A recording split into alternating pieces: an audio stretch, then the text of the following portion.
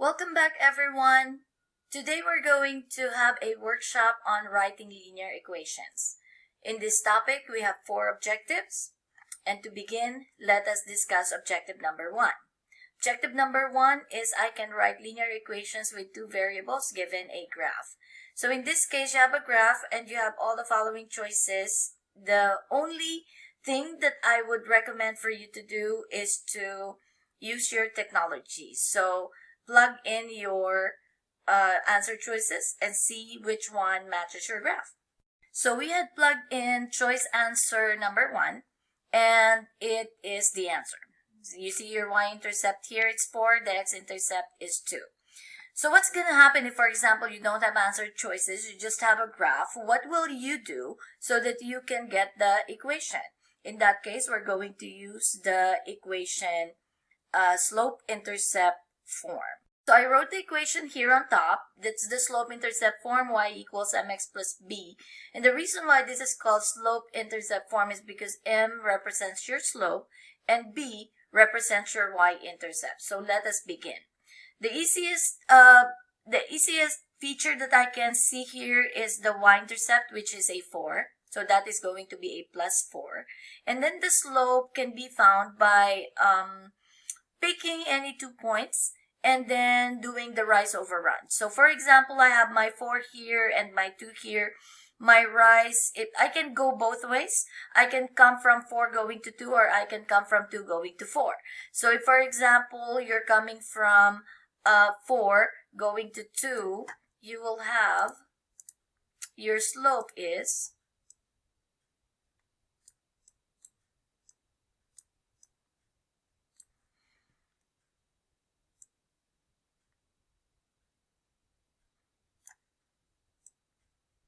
negative 4 over, the reason why it's negative 4 is because you're going down.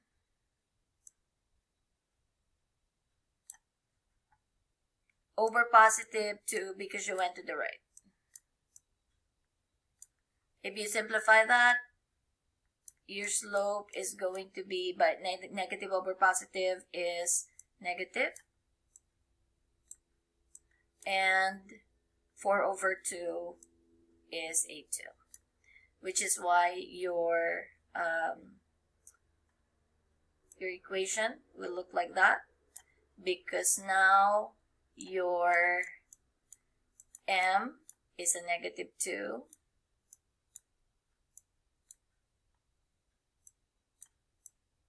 the slope is always the coefficient of x, and then plus your y-intercept of 4. So that's your answer.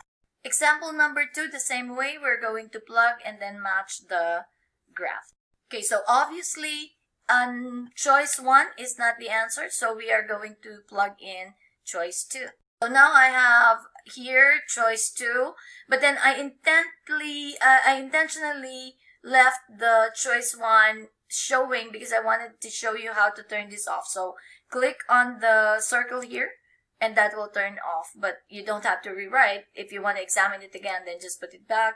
You can turn it off and on, and then this one off. Okay, so anyway, let's go back to this. This is your answer, because if you look at your x-intercept, that's at negative 2. Your y-intercept is at 4. Okay, now let's do this manually. Let's apply the slope-intercept form. So once again, your slope can be found by picking any 2 points. You can go anywhere from 1 point to another, or from point 1 to point 2, or from point 2 to point 1. And your slope should be the same. So in this example, I want to come from negative 2 and I want to go to positive 4. So I'm going up 4 times. That's a positive 4 rise. And my run is to the right, which is a positive 2. Making my slope positive 4 over positive 2, which is a 2. Therefore, that concurs our answer, which is the slope of 2 and the y-intercept of 4.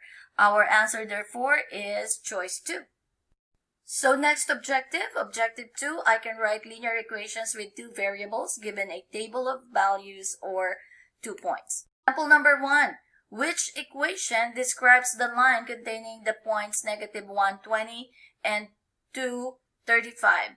Let us use Desmos by clicking on the plus sign, get the table, and then plug in these 2 points. So that's going to be negative 1. Okay. After plugging in the 2 points, you're going to see the 2 points there. Okay. Those are your 2 points. You're now going to open another window and plug in the answer choices one by one and see which one goes on top of your 2 points. After plugging in choice 1, you can see that it went on top, so your answer here is choice A is your answer on this one. And for those of you that are asking what can I do if I want to do this manually or by hand without using the technology, so that has another video. Check out my video on how to get from 2 points to the equation. So, but for right now, we're going to use the technology just to give you the formula that you will use if you want to do this by hand is the point slope form, which is found here. Example number 2, you're given a table, which means that you have several points. In fact, you have 5. So the same procedure, you're going to click on the plus sign, you're going to choose the table, and you will plug in all those points. After plugging all those points, this is how it looks like. You're going to open up another window, plug in all your answer choices one by one, and see which one goes on top of your points. Okay, so then I plugged in choice A, and the answer is choice A. We now go to objective number 3.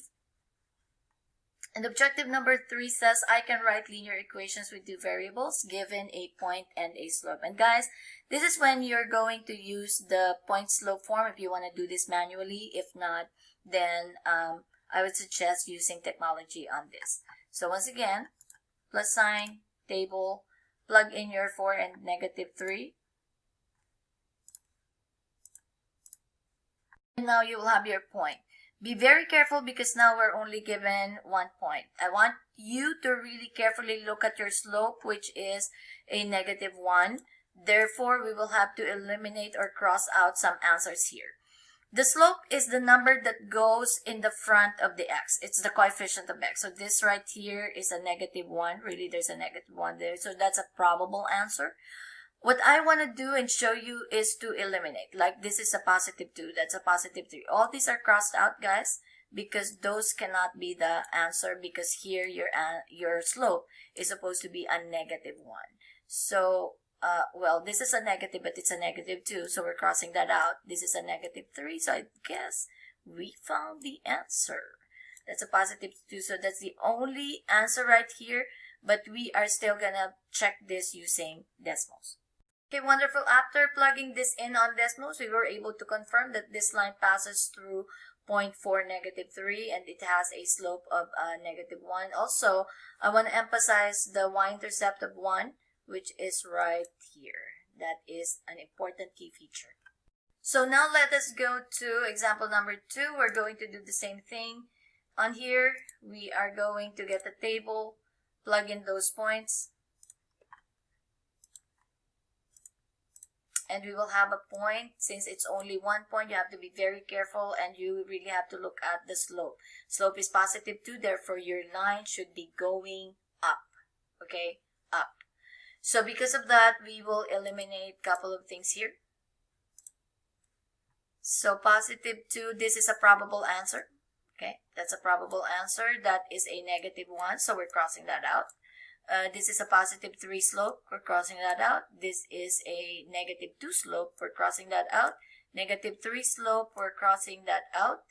And so now we have 2 possible answers, and the way we find out which one it is by plugging them in on Desmos. Okay, after plugging this in on Desmos, we have found the answer, and the answer is choice 2. Let us now examine how choice 6 looks like by also plugging it in on Desmos. Okay, so the red one is choice 6 and the blue one is choice 2. This is a very teachable moment. You see the positive 4 here, which is the y-intercept. There you go. That's your y-intercept of positive 4. And the negative 8 y-intercept is right here, which is negative 8. So please remember, the B in your formula, y equals mx plus b is your y-intercept. For our last and final objective, I can write linear equations from verbal descriptions. So pay attention closely because this is just a matter of like reading your problem carefully. Okay? Your school is sponsoring a pancake dinner to raise money for a field trip. You estimate that 200 adults, okay, and 250 children will attend. Let X be represented by the cost of adults, okay? So I want you to make a connection with the X and the adult, like literally draw it, like how I did it. And then let Y represent the cost for the children's ticket. So again, use your pen, connect it to children. Write an equation that can be used to find out what ticket prices to set in order to raise a total of $3,800. So let's begin. So the first thing I did was I took out the 200 and matched it with X, so 200X. And then the second thing I did was took out the 250 for children and matched it with the Y. The last and final thing I did is to put equals 3,800, and that, guys, is your equation. Example number 2 on objective 4. You are running a concession stand at the basketball game. You sell hot dogs, so hot dogs for $1, and sodas for 50 cents. At the end of the night, you made $200.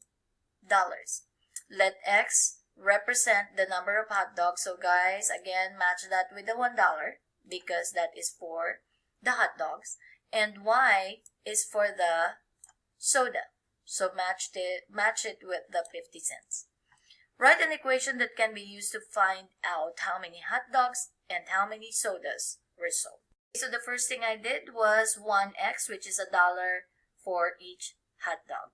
And then the second thing I did was to put a plus sign with the 50-cent soda, so 50y.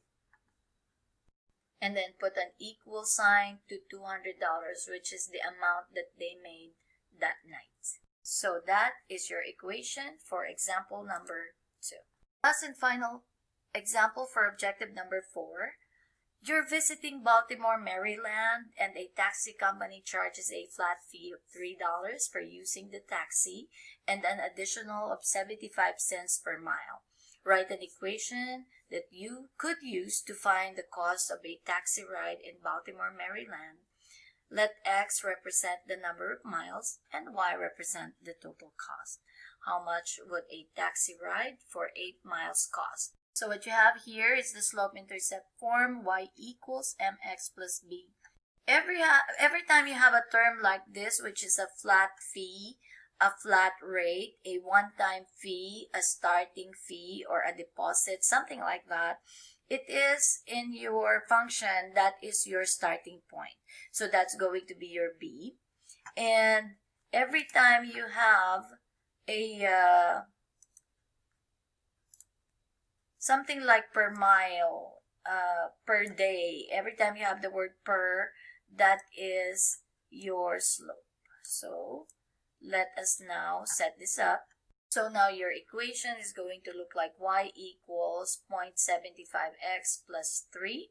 And then now using the technology to calculate for how much it will cost for the 8-mile ride, I have substituted 8 in place of x, and the answer is $9.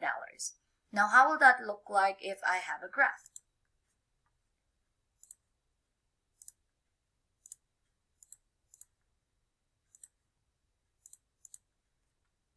All right. So if you have a graph and you know that your y is the cost and your x is the miles, you will look for wherever it says 8 right here. Click on that point and you should, there you go. At 8 miles, it would cost you $9. So that is it, guys. I hope that you have learned a lot today, and good luck in taking your Power Focus assessments.